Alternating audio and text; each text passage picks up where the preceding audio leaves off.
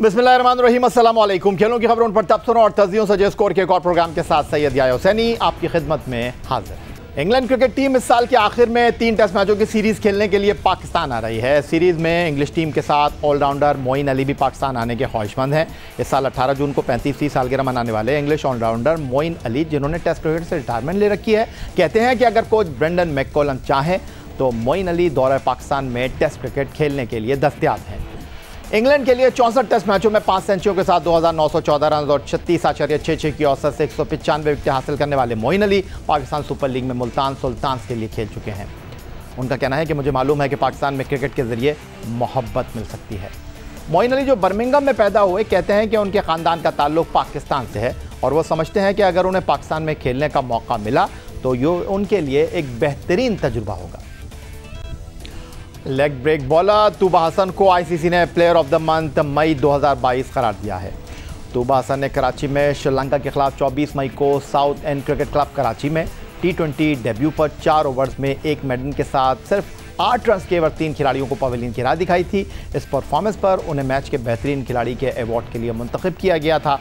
तूबा हसन ने श्रीलंका के खिलाफ 3 T20 मैचों की सीरीज़ में 8.80 की औसत से 5 विकेटें हासिल की थीं।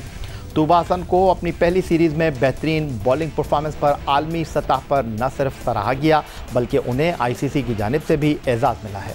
तूबा हसन 28 जुलाई से 8 अगस्त तक बरतानिया के शहर बर्मिंघम में होने वाले कॉमनवेल्थ गेम्स में पाकिस्तान ख़वातीन टीम के स्क्वाड का भी हिस्सा होंगे। अब कुछ बात कर लेते हैं फास्ट बॉलर मोहम्मद हसनैन की। इस साल जनवरी में बिग बैश लीग के दौरान दाएं हाथ के तेज बॉलर का एक्शन रिपोर्ट हुआ और आईसीसी क़वानीन के तहत मोहम्मद हसनैन की बॉलिंग पर पाबंदी आयद कर दी गई थी। लेकिन फास्ट बॉलर मोहम्मद हसनैन को इंटरनेशनल क्रिकेट काउंसिल से मंजूर शुदा लाहौर के टेस्टिंग सेंटर में दोबारा बॉलिंग एक्शन टेस्ट देने के बाद बैनुल अक़वामी सतह पर बॉलिंग करने की इजाज़त मिल गई है। पाकिस्तान क्रिकेट बोर्ड ने ऐलान किया है कि यह फैसला उनके एक्शन के मुकम्मल जायज़े के बाद लिया गया है, जहां उनको निगरानी में 3 ओवर्स करवाए गए और ये इंकशाफ हुआ है कि उनके बाजू का कम 15 डिग्री से कम है और अब मोहम्मद हसनैन अपने बैनुल अक़वामी करियर को दोबारा शुरू करने के अहल होंगे। प्रोग्राम में वक्त हुआ एक ब्रेक का। ब्रेक से वापस लौटेंगे तो कुछ बात करेंगे पाकिस्तान वनडे टीम के स्पिन बॉलिंग ऑप्शंस पर।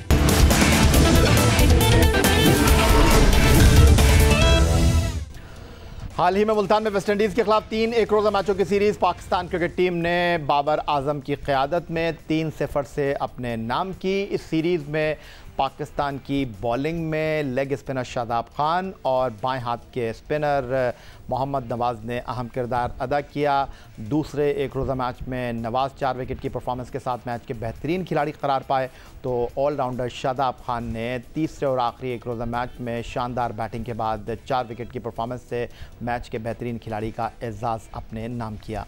पाकिस्तान क्रिकेट टीम को आइंदा साल भारत में ICC world cup cricket tournament में हिस्सा लेना है और भारत की कंडीशंस, भारत की स्लो पिचेस को देखते हुए पाकिस्तान का स्पिन बॉलिंग अटैक इंतहाई अहमियत का हामिल है और आज इस हवाले से हम गुफ्तगू करेंगे। और पहले हम आपसे ये शेयर करेंगे कि इस वक्त जो पाकिस्तान के सर्किट में वाइट बॉल बॉलर्स हैं उनके हवाले से थोड़ा सा उनकी वनडे क्रिकेट में परफॉर्मेंस आपके साथ शेयर कर लेते हैं।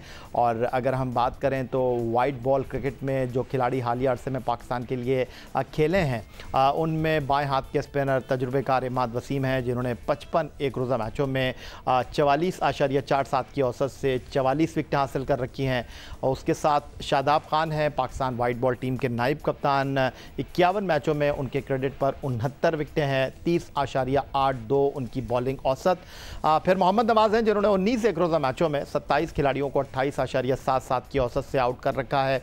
उस्मान कादिर, जिनको वेस्टइंडीज़ के ख़िलाफ़ वनडे सीरीज़ में स्क्वाड का हिस्सा नहीं बनाया गया, एक वनडे मैच खेले हैं, एक खिलाड़ी को उन्होंने आउट किया है। जाहिद महमूद, जो कि तीसरे स्पिनर थे लेकिन तीनों मैचों में उनको खेलने का वेस्टइंडीज़ के खिलाफ मुल्तान में मौका नहीं मिला, 3 एक रोज़ा मैच पाकिस्तान के लिए खेले हैं, 45.25 की औसत से 4 विकेटें उनके क्रेडिट पर हैं। और खुशदिल शाह, जिन्होंने मुल्तान में पहले एक रोज़ा मैच में 23 गेंदों पर नाकाबिल शिकस्त 41 रन 4 छक्कों और 1 चौके की मदद से बनाए थे। उन्होंने 7 एक रोज़ा मैचों में 2 विकेटें हासिल की, लेकिन वेस्ट इंडीज़ के खिलाफ उनको बॉलिंग का मौका ना मिल सका। पाकिस्तान की इन स्पिन बॉलिंग ऑप्शंस और पाकिस्तान के मुमकिना स्पिन बॉलिंग अटैक पर गुफ्तगू करने के लिए टेलीफोन लाइन पर हमारे साथ मौजूद है पाकिस्तान क्रिकेट बोर्ड की सिलेक्शन कमेटी के साबिक रुकन, बेंगलोर टेस्ट मैच के हीरो और पाकिस्तान के former test spinner Tauseef Ahmed साहब। तौसीफ अहमद साहब, खुश आमदीद कहेंगे आपको। और जो पाकिस्तान के पास वाइट बॉल क्रिकेट में स्पिन ऑप्शंस हैं जिनका हमने अपनी गुफ्तगू में खुलासा किया, आपको लगता है कि शादाब और नवाज़ बेस्ट हैं या आपको लगता है कि स्क्वाड में इनके साथ किसी और को भी होना चाहिए? देखिए, बज़ाहिर तो आपको नजर आ रही है जो हमारी सिचुएशन है उसमें कुछ लोगों को खिलाया बीच में और बाद में फिर नवाज को अभी लेके आए हैं और शादाब भी जो है वो इतनी अच्छी परफॉर्मेंस नहीं दे रहे थे और लेकिन आहिस्ता आहिस्ता उन्होंने दोबारा से जो है वो परफॉर्म करना शुरू किया। जाहिर है हमारा दारोमदार थोड़ा सा है कि ऑलराउंडर की तरफ हम लोग बहुत ज़्यादा जा रहे हैं, वो बिल्कुल होना चाहिए। उसकी वजह यही है कि हम जो है वो हमारा स्ट्रगल करता है मिडिल ऑर्डर और उसकी वजह से जो है हम जो है प्रॉब्लम में पड़ जाते हैं और कंसिस्टेंसी नहीं है ऑलराउंडर में। जाहिर है कभी करते हैं कभी नहीं करते हैं, तो इसके लिए सोचना पड़ेगा। और फिर रेगुलर स्पिनर्स तो हम वैसे भी नहीं खिलाते हैं अपने स्क्वाड में या 11 की टीम में, तो इसके लिए तो जाहिर टर्निंग पिच मिलेगी तो हम लोग मुश्किल में डाल देंगे दूसरी टीम को, लेकिन थोड़ी सी अच्छी पिच मिलेगी जैसे कि पहले वनडे में मिली थी तो हमें मुश्किलात हुई, फिर हम इस्तेमाल करने में भी थोड़े जो है वो ऐसा लगता है जैसे कि आपने खुश दिल की बात खुद ही की परफॉर्मेंस की उन्होंने, मगर उनको बीच में बॉलिंग नहीं कराई गई। तो ऐसा नहीं है कि शादाब एक मुझे लग रहे थे कि खाली वो ही जो है हमारी टीम का परमानेंट हिस्सा है और उसके अलावा बीच में आपने जैसे उस्मान कादिर की बात की औरों को भी की, तो उनको इन्होंने इतना यूज नहीं किया। तो ये तो हम पहले से कहते आ रहे हैं कि यार जिसको भी दो पूरा चांस दो, पता चल जाए कि क्या है। ठीक है, इस वक्त तो हमें जरूरत थी कि हमें रैंकिंग में ऊपर जाना था, लेकिन अभी भी हम आधे हैं, इसलिए कि अब ठीक है इंडिया में है मैच सारा कुछ है, बट हमें वो स्पिनर खेलने पड़ेंगे जो बॉल को टर्न करना जानते हो। तौसीफ अहमद साहब, वैरायटी है हमारे पास लेग स्पिन में, बाएं हाथ से स्पिन गेन करने वाले हमारे पास टीम में भी खिलाड़ी मौजूद हैं, बेंच पे भी टफ कंपटीशन है, बट आपको लगता है कि यहाँ पर आपको फिंगर स्पिनर की ज़रूरत है? जिस तरह आप दाएं हाथ से गेंद किया करते थे, आपको लगता है कि इस फैक्टर को हम मिस कर रहे हैं या शादाब, नवाज या जो हमारी बेंच पर खिलाड़ी मौजूद हैं वो इसको कवर कर रहे हैं? बज़ाहिर तो कवर नहीं कर रहा है। देखिए, कभी बहुत अच्छा हो जाता है, कभी खराब हो जाता है। वो जो आपने रेगुलर जिसकी बात कर रहे हैं वो स्पिनर तो नहीं हम इस वक्त नजर आए। जाहिर है हम हफीज को भी खिलाते थे तो ऑलराउंडर के उस पर खिलाते थे, बट उनमें इतना था कि वो आने के बाद जो है आपको ब्रेक थ्रू देते थे, टीम चलती थी। लेकिन हमारा रुझान ज्यादातर जो है वो ऑलराउंडर की तरफ चला गया है, इसीलिए हम और सच देखें तो अपने इर्द गिर्द तो हमें कोई बहुत एक्स्ट्रा ऑर्डिनरी ऐसा स्पिनर नजर नहीं आ रहा कि जो टीम का हिस्सा बन सके। और उसकी वजूहत मैं आपको बता ही दी है कि वो हमें प्रॉब्लम होती है मिडिल ऑर्डर में जो कि अभी तक ठीक नहीं हो पाई है, तो उसकी वजह से हमें ऑलराउंडर की तरफ भागना पड़ता है।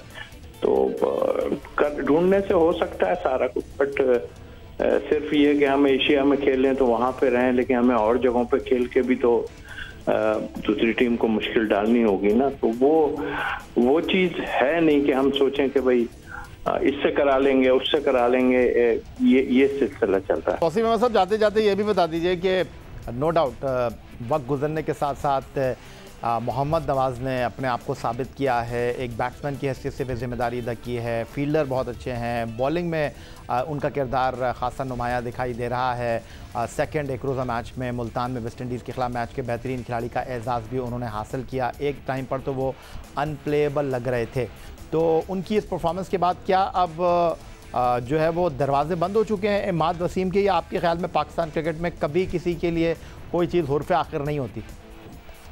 तो ये जो आपने आखिरी बात की वो ठीक है, और फिर ये है कि प्लेयर को खुद भी देखना होगा, बल्कि जो भी सिलेक्शन कमेटी है उनको देखना पड़ेगा हमारे लिए क्या सूटेबल है।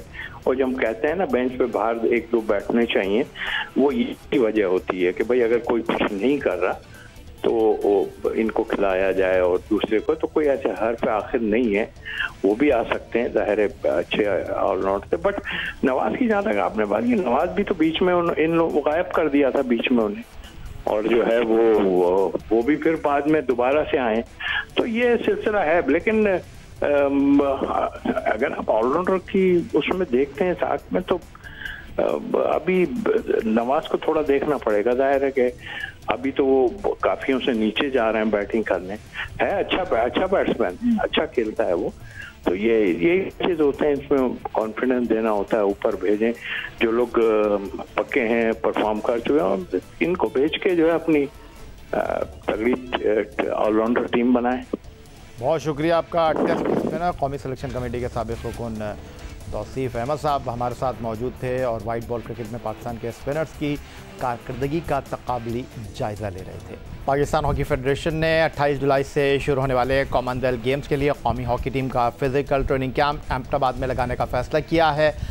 15 जून से शुरू होने वाले कैंप में 36 खिलाड़ियों को मदऊ किया गया है। कैंप 2 हफ्ते जारी रहेगा। पाकिस्तान हॉकी फेडरेशन ने कैंप के लिए कौमी हॉकी टीम के मैनेजर ओलंपियन ख्वाजा जुनैद को सरबराह मुकर्रर किया है। दिलचस्प बात यह है कि इंडोनेशिया के शहर जकार्ता में एशिया कप हॉकी टूर्नामेंट में सेमीफाइनल तक ना पहुंचने और जापान के खिलाफ मुकाबले में 12 खिलाड़ियों के ग्राउंड में मौजूदगी पर हॉकी फेडरेशन ने 3 अरकान पर मुश्तमिल तहकीकाती कमेटी तश्कील दी है, जिसके सरबराह ओलंपियन मंजूर जूनियर, ओलंपियन नासिर अली और खैबर पख्तूनख्वा हॉकी फेडरेशन के सरबराह ज़ाहिर खान साहब हैं, जो एशिया कप में टीम के मैनेजर ओलंपियन ख्वाजा जुनैद और हेड कोच एक्मन के खिलाफ शिकस्त की वजूहात जानने के साथ जापान के खिलाफ मुकाबले में 12 खिलाड़ियों की मौजूदगी की तहकीकात भी करेंगे। तमाम तहकीकात शुरू होने से कबल एशिया कप की मैनेजमेंट को कॉमनवेल्थ गेम की तैयारियों के सिलसिले में जिम्मेदारियां देने के हॉकी फेडरेशन के फैसले पर हॉकी के हलकों में तहफ़्फ़ुज़ात का इज़हार किया जा रहा है कि जिनके खिलाफ तहकीकात हो रही हैं उनको क्लीन चिट दिए बिना अगला असाइनमेंट देने का मकसद क्या है। तो पाकिस्तान हॉकी फेडरेशन ने कॉमनवेल्थ गेम्स के लिए अहमदाबाद में कैंप लगाने का फैसला किया है और एक बार फिर उसी मैनेजमेंट के साथ काम करने का फैसला किया है जो एशिया कप में टीम को इब्तदाई 4 टीमों में न ला सकी। गुफ्तगू के लिए टेलीफोन लाइन पर हमें ज्वाइन कर रहे हैं 1984 Los Angeles Olympic gold medalist team के रुकन कौमी हॉकी टीम के साबिक कप्तान ओलंपियन रशीदुल हसन साहब, और पेशावर से टेलीफोन लाइन पर हमारे साथ मौजूद हैं खैबर पख्तूनख्वा हॉकी एसोसिएशन के सरबराह ज़ाहिर शाह साहब, जो कि पाकिस्तान हॉकी फेडरेशन की 3 रुकनी कमेटी के भी सरबराह हैं। पहले मैं चलूँगा ओलंपियन रशीदुल हसन साहब की तरफ। रशीदुल हसन साहब, क्या कहेंगे आप जो हॉकी के हलकों में तहफ़्फ़ुज़ात का इज़हार किया जा रहा है? एक तरफ हॉकी फेडरेशन ने 3 रुकनी कमेटी तश्कील दी है, अभी उस कमेटी की जो प्रोसीडिंग है वो शुरू नहीं हो सकी है, और वजह यह है कि कौमी हॉकी टीम के जो सेक्रेटरी हैं ओलंपियन आसिफ बाजवा साहब, वो स्विट्ज़रलैंड में मौजूद हैं और जब वो वापस आएंगे तो फिर तहकीकात का आगाज़ होगा, और अभी तहकीकात का आगाज़ हुआ नहीं कि कॉमनवेल्थ गेम्स के लिए उसी मैनेजमेंट को जो है कैंप की सरबराही दी गई है। तो आप इसको किस तरह देख रहे हैं? देखें, इसी से आप अंदाज़ा लगा सकते हैं कि पाकिस्तान हॉकी फेडरेशन कितनी सीरियस है हॉकी के मामलात के लिए। एक तरफ तो इंक्वायरी कमेटी बनाई है, मैंने शुरू दिन से कहा था इस इंक्वायरी कमेटी की जरूरत क्या है। आपने क्या देखना है, रूल्स में सब कुछ लिखा हुआ है कि जो जिम्मेदार है, जिसकी ये जिम्मेदारी है, वो डिफाइन किया हुआ है तो अपना हॉकी के रूल्स में कि वो जिम्मेदार होगा। जिस तरह कप्तान को 5 मिनट के लिए अपना बाहर निकाला, तो उसके बाद जो मैनेजर होता है ये उसकी जिम्मेदारी होती है कि अगर कुछ चेंज करनी है तो उसी ने करनी है। किसी खिलाड़ी को अंदर लेके जाना है तो उसी ने चेंज करना है, जिसको बाहर बुलाना है तो उसी ने चेंज करना है। इस तहकीकाती कमेटी की जरूरत ही नहीं थी। बहरहाल अगर तहकीकाती कमेटी बन गई है तो उस पर जगहन सा ये है, ना उनकी अभी रिपोर्ट आई है, ना कोई अपना कमेटी कोई मीटिंग हुई। जो हमारे अपना जो नॉलेज के मुताबिक तो हमें कुछ पता नहीं है कहाँ इजलास हुआ है, ना किसी अपना मीडिया पे है, ना ही हमें सुनने में मिला है। पता ये चला था कि शायद 15 जून या 20 जून को रिपोर्ट देनी है। तो अब उससे पहले ही उसी मैनेजमेंट को अगर लगा दिया गया तो इससे जगहंसाई हो रही है ना, सीरियसनेस तो नजर आ रही है पाकिस्तान हॉकी फेडरेशन करना क्या चाहती है। मेरी समझ से नहीं आ रहा कि अगर सिर्फ आपने फिटनेस के लिए लगाना है तो भाई जो इंक्वायरी कमेटी अगर बना दी गई है कम से कम उसका वेट तो कर देना, उसका इंतजार कर लें, उसकी रिपोर्ट आने दें, उसके बाद आप अपना इनको मैनेजर को लगाना है तो लगा दें, कोच को लगाना तो लगा दें, जो उनकी मर्जी है वो करें, उसका तो कोई सरोकार नहीं है। एक अगर कमेटी तश्कील दे दी गई है, जो मैं दोबारा कहता हूं जिसकी बिल्कुल जरूरत नहीं है, तो उसका कम से कम रिपोर्ट का इंतजार करना चाहिए। ये एक मजाक है पाकिस्तान हॉकी के साथ, और पाकिस्तान हॉकी फेडरेशन जो चाहती है, जिस तरह उसका मन चाहता है उसी के मुताबिक फैसले कर रही है, जो कि बिल्कुल एक ना अनहोनी सी बात है हर हॉकी के लिए, हर हॉकी ओलंपियन के लिए और हर हॉकी लवर के लिए। ठीक हो गया ओलंपियन रशीदुल हसन साहब, ये तनकीद नहीं है आपकी, ये आप हकीकत पसंदाना गुफ्तगू कर रहे हैं, ये आप पाकिस्तान हॉकी फेडरेशन की इंतज़ामिया के फ़ैसलों पर सवाल उठा रहे हैं, और ये एक जनरल तरीक़ाकार है कि अगर किसी के ख़िलाफ़ कोई तहकीकात हो रही हैं तो फिर उस वक्त तक वो शख्स कोई ज़िम्मेदारी अदा नहीं कर सकता जब तक उसको कोई क्लीन चिट नहीं मिल जाती। अब हमारे साथ पेशावर से टेलीफोन लाइन पर मौजूद हैं खैबर पख्तूनख्वा हॉकी एसोसिएशन के सरबरा ज़ाहिर शाह साहब। हॉकी में आपका बड़ा वसी तजुर्बा है और आपको ओलंपियन आसिफ बाजवा का बड़ा करीबी साथी कहा जाता है। तो ज़ाहिर शाह साहब, ये जो सवालात उठाए हैं ओलंपियन रशीदुल हसन साहब ने, और रशीदुल हसन साहब जो बात कर रहे हैं बिल्कुल भी वो गलत बात नहीं है। एक SOP है कि किसी के ख़िलाफ़ अगर तहकीकात हो रही हैं तो उसको फिर ज़िम्मेदारी कैसे आप दे सकते हैं, तो आप इस बात को अंडरस्टैंड करते हैं। ये तो आपकी जो तहकीकाती कमेटी है, नासिर अली, आप और कलीमुल्लाह साहब की, ये तो उसकी क्रेडिबिलिटी के ऊपर सवाल है। अस्सलाम वालेकुम। जी वालेकुम अस्सलाम। याया भाई, बात ये है कि इस वक्त बाजवा साहब सेक्रेटरी साहब बाहर हैं, और जब तक आ जाएंगे तो डेफिनेटली अगर उन्होंने कमेटी तश्कील दी है प्रेसिडेंट की मुशावरत से, इजाज़त से, तो डेफिनेट मीटिंग होगी। इसमें मीटिंग भी होगी और रिस्पांसिबिलिटी भी फिक्स होगी। अगर रिस्पांसिबिलिटी फिक्स नहीं होती तो फिर ये कमेटी क्यों बनाई है। लेकिन चूंकि कॉमनवेल्थ गेम्स हैं, टीम की ट्रेनिंग की भी ज़रूरत है, फिटनेस की भी ज़रूरत है, तो इसलिए जो अभी तक तो किसी पे रिस्पांसिबिलिटी फिक्स नहीं हुई ना, तो इसलिए उन्होंने जो पिछला मैनेजमेंट है उसी को वो टीम सौंप दी है। जब ये अभी आ जाएंगे, आज आए होंगे, कल या परसों मीटिंग अनाउंस कर देंगे, हो जाएगी तहकीकात। अब मैं इससे डिसएग्री करूंगा रशीदुल हसन साहब से कि स्ट्रेट अवे क्या कोर्ट दो आदमी को लड़ाई होगी, एक को सुनेगा तो दूसरे को सुनकर वो फैसला करती है ना। फैसला तो कानून के मुताबिक है। उन्होंने तो जनरल बात कही है। मैं आपको रूल कोड को कर देता हूँ, जनरल रूल्स एंड रेगुलेशंस 2019, एक उसके बाद और कोई नहीं आई है। उसके रूल 8 में ये सब कुछ डिफाइंड है, हर चीज का। और कौन रिस्पांसिबल होगा, टीडी को कौन रिस्पांसिबल होगा, बेंच को कौन रिस्पांसिबल। चलो इंतजार करेंगे ज़ाहिर शाह साहब, जब कमेटी का फैसला आएगा तो डेफिनेटली हम एक बार फिर आपसे रब्ता करेंगे। इंशाल्लाह। और ओलंपियन रशीदुल हसन साहब, आपका बहुत शुक्रिया। एक बार फिर बबांगे दोहल आपने बात की है, एक बार फिर जिस तरह आप खुलकर गुफ्तगू करते हैं पाकिस्तान हॉकी के मामलात पर आपने गुफ्तगू की, आपका भी बहुत शुक्रिया। यही था जनाब आज का हमारा ये प्रोग्राम। ट्विटर पर आप हमें फॉलो कर सकते हैं, फेसबुक पर हमारा पेज score.geo-news, जहां जाकर आप इस प्रोग्राम की क्लिप्स एक बार फिर देख सकते हैं, और आप हमें ईमेल कर सकते हैं, अपनी राय से आगाह कर सकते हैं score@geo.tv पर। इस दुआ, इस उम्मीद, इस तवक्को के साथ कि पाकिस्तान में खेल और खिलाड़ी तरक्की करते रहें। सैयद या हुसैनी को स्कोर की पूरी टीम के साथ अगले प्रोग्राम तक के लिए इजाज़त दीजिए। अल्लाह हाफ़िज़।